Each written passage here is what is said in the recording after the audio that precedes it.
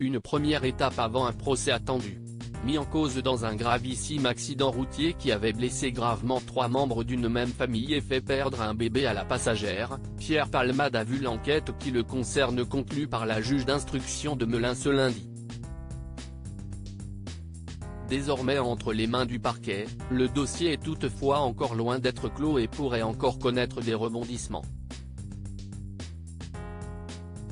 L'enquête est désormais close.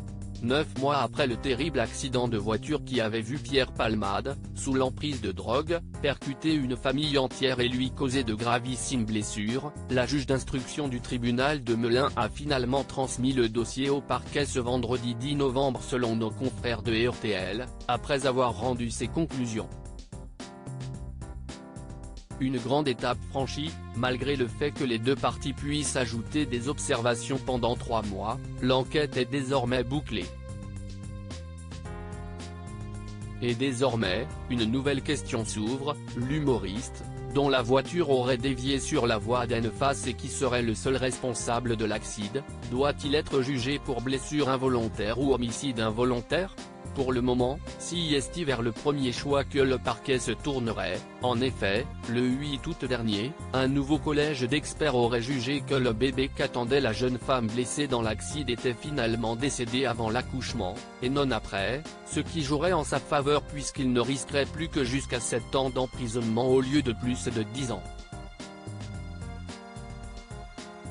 Une culpabilité des victimes toujours traumatisées mais avant les 3 mois nécessaires pour étudier le dossier, difficile de savoir comment va tourner cette affaire, dont toutes les parties avaient été reçues par la juge d'instruction. Pierre Palmade, touché par un AVC quelques semaines après l'accident et plongé en plein processus de désintoxication après plus de 30 ans d'addiction, aurait notamment pointé sa culpabilité qui n'a cessé de croître depuis l'accident.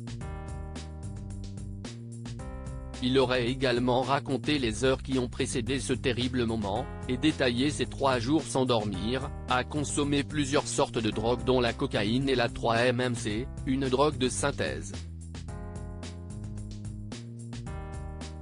S'il semble désormais en plein sevrage à Bordeaux, près de sa famille et loin des soirées de la capitale où il avait ses entrées, il a rechuté une fois, en juin, lors d'une soirée dans un bar de la ville. Avouant qu'il pouvait comprendre que certains trouvent cela scandaleux, il avait repassé, à sa demande, plusieurs semaines en cure de désintoxication.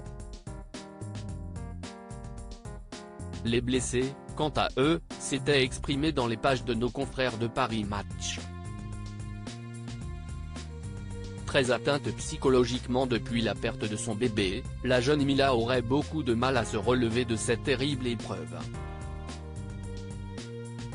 Yuxel, son beau-frère, et Devrim, son neveu de 6 ans, les autres passagers de la voiture, sont eux aussi encore mal en point. Le conducteur a déjà été opéré plus de 7 fois et gardera des séquelles à vie, tout comme le garçonnet, touché au visage. Heureusement, tous sont probablement satisfaits que le dossier avance.